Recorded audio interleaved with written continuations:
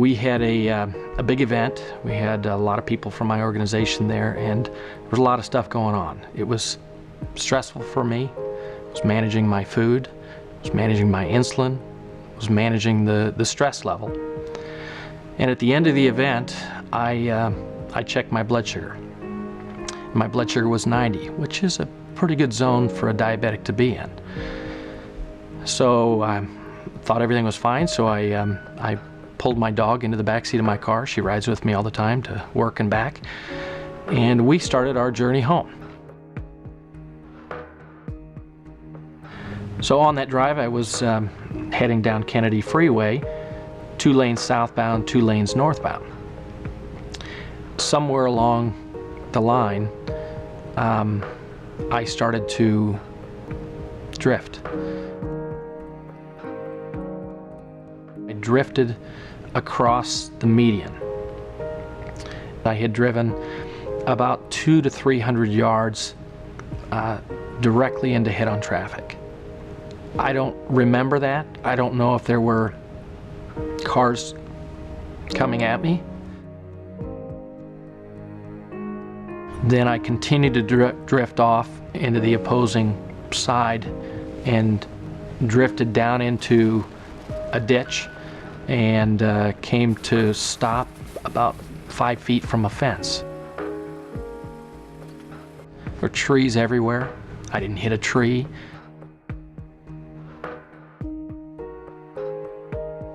I could have killed somebody.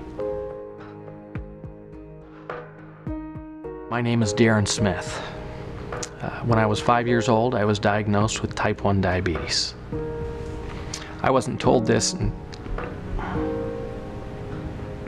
until about 2 weeks ago. My dad told me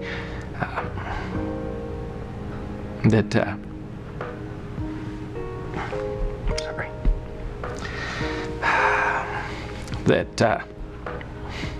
the doctor told him my lifespan is 4 years.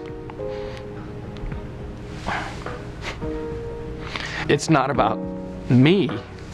It doesn't affect me because of a shortened lifespan I might have had, but I think of every parent who has a child that's diagnosed with type 1 diabetes. My life managing diabetes is become pretty routine, as much as it can be routine. The best way I can describe it is if you can imagine a teeter-totter out in your playground, but instead of this big piece of iron underneath the wooden bar, you've got a pencil that it's balancing on. And instead of 2 sides to this teeter-totter, you actually have 3 sides. So you've got a piece of wood that has 3 pieces that go out, and each side, one is the food. Too much food or too little food can make the blood sugar go up or down. Another's the insulin. Too much insulin or too little insulin can make the blood sugar go up or down. And the last is exercise or emotions. Too much or too little can make the blood sugar go up and down. And we're trying to manage a perfect balance on that throughout life. It's routine, but those are the kind of things that I manage on a daily basis. It's just, it's a part of who I am. What's become more clear to me over the last 5 or 10 years is how being a type 1 diabetic really affects, it's not just me, it's the people around me. At work, I've got 35 employees, and I'm really lucky to have a team of people who get it, and they understand it, and they care for me. Being a diabetic does affect my family. It affects my parents and my siblings, because they worry about me, and that's something I'm keenly aware of. I'm single, so I live by myself. They worry about that, but I have to manage those outside pieces of my life and help them understand that I'm doing the best that I can.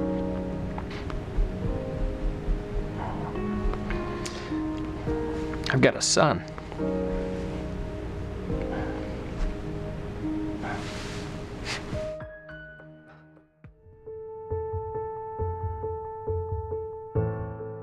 Joshua loves to hunt and fish like I do. We're outside all the time doing projects, and he is at the point where he's deer hunting with me. He goes with me to watch me, but he loves doing it.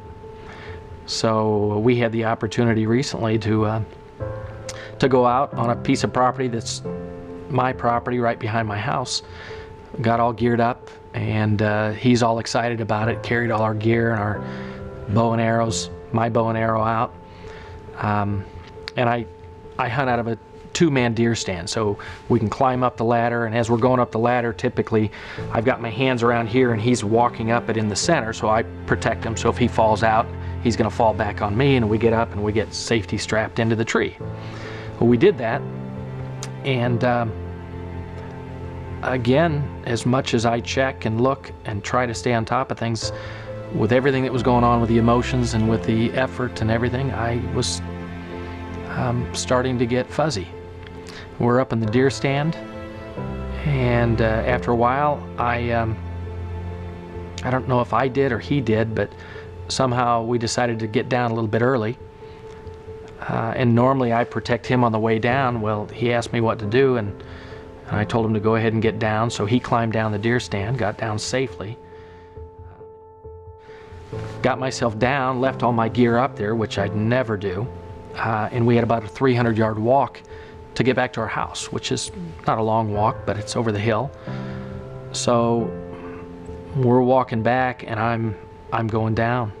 I'm getting way low blood sugar, and there's a field we're crossing to get back to my house, and I drop in the field. And he told me later on it scared him to death. He didn't know how to handle that. Although I had talked with him about what to do, he knew sugar pops, so he asked me immediately, "Dad, are you all right?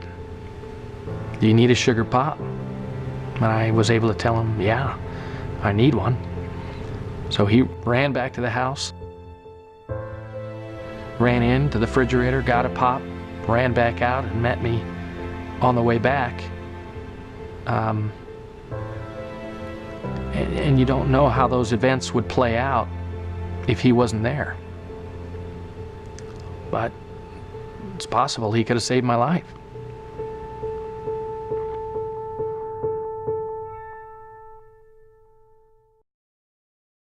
So when I think back and I think of my life as a diabetic, I think of all the things that have changed with the development of the insulin pump, the continuous glucose monitor.